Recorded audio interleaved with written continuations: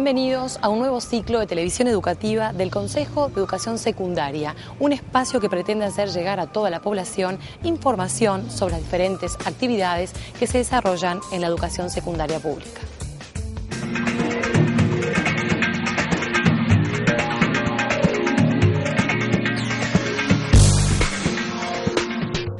Bienvenidos a una nueva edición de Noticias.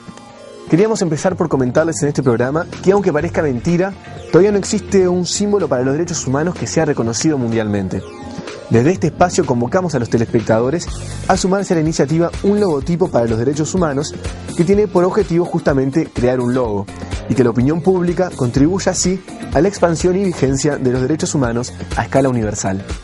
El logotipo debe poseer una gran fuerza persuasiva por su valor simbólico, su singularidad, comprensibilidad y universalidad. Supondrá una contribución pacífica a la expansión y vigencia mundial de los derechos humanos. La presentación de los trabajos vence el 31 de julio.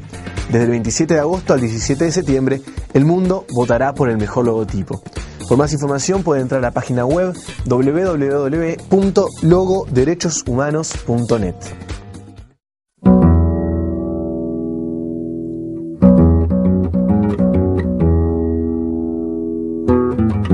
El pueblo de Cerro Chato es un pueblo singular también por su característica, más allá de que se encuentra en 3 departamentos.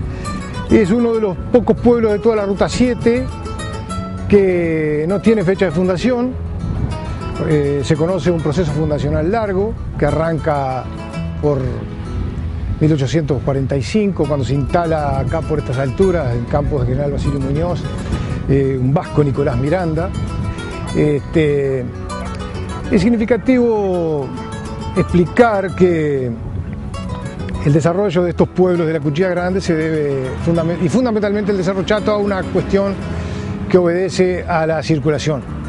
La Cuchilla de Comercio, que viene desde Durazno, y la Cuchilla Grande, que desde tiempos inmemoriales conecta Montevideo con Melo, ya fundado en 1795, pero con anterioridad a Santa Tecla. Entonces, observando el mapa, vemos que Cerro Chato era el nudo de todas esas comunicaciones y sobre la misma creció el pueblo hasta ser lo que hoy es en día. Si será así el tema de la circulación sobre la Cuchilla Grande, que si ustedes viajan de Montevideo a Melo pueden observar un fenómeno muy particular que no se da en ninguna otra ruta del Uruguay. Tienen un pueblito o una ciudad pequeña cada 30 kilómetros. ¿Esto por qué? Porque las tropas de carreta que circulaban por la Cuchilla Grande, por una razón de piso, de camino y de seguridad también, hacía precisamente en un día de marcha unos 25 o 30 kilómetros. Después vinieron las diligencias, que también cambiaban de caballo cada 25 o 30 kilómetros. Digo al pasar que una diligencia consumía más de 100 caballos para ir de Montevideo a Melo. Y también cambiaban de caballo cada 30 kilómetros. Y sobre esos pueblos después se establecieron las estaciones del ferrocarril. El ferrocarril pasa por Cerro Chato en 1908. Y alrededor de las estaciones de ferrocarril se fueron consolidando todos estos pueblos hasta transformarse en lo que hoy son.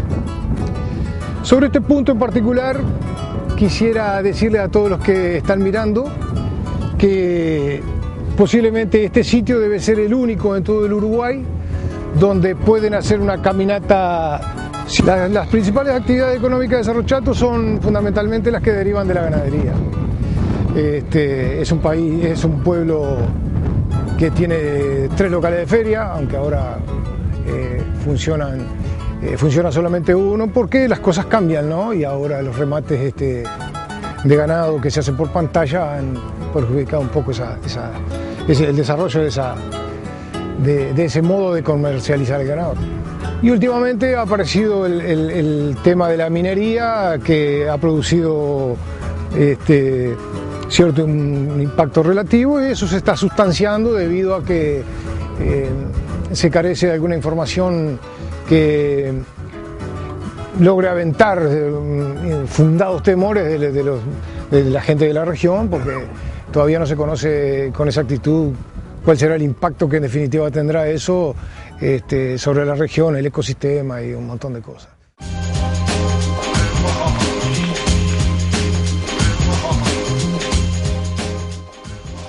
las celebraciones en el 2011, la ONU puso énfasis en designarlo el Año Internacional de los Afrodescendientes, con el objeto de fortalecer el goce pleno de sus derechos económicos, políticos, sociales, culturales y civiles, promoviendo una mayor participación e inclusión de los afrodescendientes en todas las esferas de la sociedad y un mayor respeto y conocimiento de su cultura.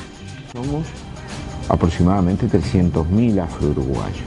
Pero lo importante de esto, en este año, justamente en el año de los afrodescendientes, Año Internacional de los Afrodescendientes, lo importante es que vamos hacia el censo. Una vieja reivindicación de los movimientos negros a lo largo de América Latina y el Caribe, o sea, que nos cuenten, que sepan, que el Estado tome la responsabilidad de contar a su población y fundamentalmente colocar en esa planilla el ítem etnia, ¿no? El autorreconocimiento, ¿cómo te ves tú? Si nosotros logramos, como ya está estipulado en la planilla del censo uruguayo, si nosotros logramos que la población primero afrodescendiente se reconozca, por primera vez en el país vamos a tener una serie de indicadores que le va a permitir a los gobiernos que vengan generar políticas dirigidas a esos sectores.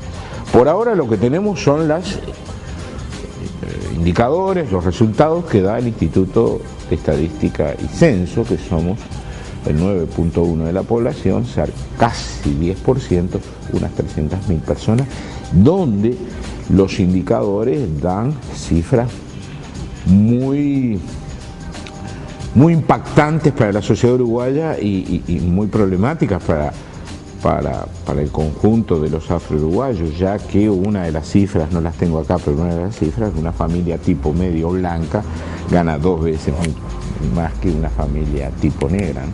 Por lo tanto, yo creo que uno de los logros en el Año Internacional de los Afrodescendientes es el censo. Eso obviamente es el censo, porque eso nos va a permitir poner arriba de la mesa la situación de los afro-uruguayos y bueno, y con esos indicadores que salgan se va a poder generar políticas públicas dirigidas hacia ellos.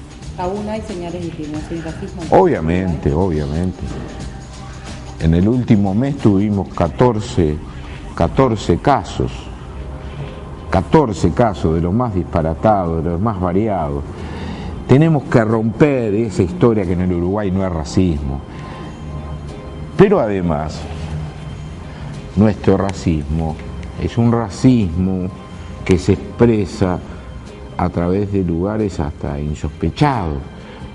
Preguntémonos por qué en la banca no existen empleados negros, o preguntémonos por qué en los comercios no existen empleados negros, pero yo no quiero ir a este estilo de cosas, sino las estadísticas del Instituto Nacional de Estadística y Censo demuestran esas encuestas que te hablaba anteriormente de la existencia del racismo estructural que existe en el Uruguay. Por supuesto, a veces escuchamos por ahí, nos asombra, que las mayorías raciales dicen que no hay racismo, pero para hablar de racismo hay que preguntarle a las minorías raciales. Hay que preguntarle a aquellos grupos minoritarios que lo han sufrido históricamente. ¿Considera que se ha perdido la cultura afrodescendiente en Uruguay? No, para nada, se ha desarrollado, ha generado vínculos interesantísimos con el conjunto de la sociedad. Yo creo que la cultura afrodescendiente es tan rica que se integró en toda la sociedad. Si anteriormente hablábamos de racismo, acá hablamos de uno de los aportes más interesantes que ha hecho la cultura afro a la sociedad uruguaya. Se ha integrado tanto que hoy forma parte del patrimonio del país y forma parte de las mayorías sociales de este país. O sea, es interesante que de un grupo minoritario tan castigado, tan golpeado, tan discriminado, haya dejado y brinde con muchísima pasión y con muchísima entrega una cultura para todos y todas. En el marco del Bicentenario, ¿qué influencia consideras que tuvo la cultura afro en el proceso histórico de nuestra nación?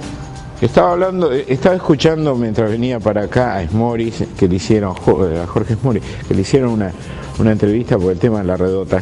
Es interesante, él dijo, yo quise representar a la Artigas a esa Artigas que no está en los monumentos, ese Artigas duro, el Blanes, ¿no? Quiero representar el Artigas normal, con sus fortalezas y debilidades. Y me quedé pensando en eso. ¿Por qué? Porque el Artigas normal, poca gente, los niños de escuela saben, su barra de amigos era Gonzalo, Joaquín, Fernando, que eran 3 niños benguelas, de la nación benguela, que eran su barra de amigos. Poca gente sabe, y los historiadores se tendrían que extremar mucho más para colocar en la currícula escolar la función que cumplió Encarnación Benito en el reparto de tierras de 1815, ese pardo luchador. O Benedito Dionisio Pereira, que lleva esa estatuilla a San Baltasar, todo el éxodo lo deja en Purificación, y de Purificación lo lleva a Cambacuá, a los campos de Laurel, que allá en Asunción, en la comunidad Cambacuá, los 200 lanceros negros de Artigas, o los llamados Artigas Jue. O Bienvenido a Montevideo, siempre al lado de él, ese comandante de fuerza que le arma el campamento artiguista allá en el Paraguay, y la figura del legendario secretario, asesor de Ancina, o Manuel Ledesma. Digo, hay tantos personajes que hacen de la tierra, porque recordemos, una vez que Artigas se va al Paraguay, los indígenas vuelven a sus tierras porque son los dueños de la tierra. Pero los que quedan con él, son los negros, son los negros, esos 200 negros que cruzaron con Artigas, los lanceros, los Artigas Jue, que forman parte fundamental en esta historia del Bicentenario. Por supuesto hay que reivindicarlos y hay que mirar más, pero ¿cómo lo reivindicamos? Yo creo que lo reivindicamos colocándolo en sus términos justos para que los niños y las niñas de la escuela lo sepan. Que la banda oriental, el proceso artiguista, se construye con una serie de elementos multiculturales muy interesantes, y dentro de ellos el papel fundamental que tuvieron los africanos liberalizados o escapados como esclavos que se integran a la lucha de Artigas. Yo creo que esos elementos se debería poner más atención, porque así, si nosotros colocamos esos elementos, la sociedad se nutre de esos elementos de una forma concreta, comenzamos a resolver lo que tú me preguntaste anteriormente, el racismo. ¿Cómo no? ¿Hay racismo? Bueno, al desconocer la sociedad, al desconocer las grandes mayorías nacionales, el papel que jugaron ciertos segmentos culturales en el desarrollo del país, en el desistematizar, de sacar del estigma social que los negros solo servimos para tocar el tambor o bailar candombe, y lo colocamos en sus justos términos en el desarrollo del país, bueno, yo creo que eso es uno de los grandes principios que pueden desalojar definitivamente el racismo y la discriminación racial en el Uruguay.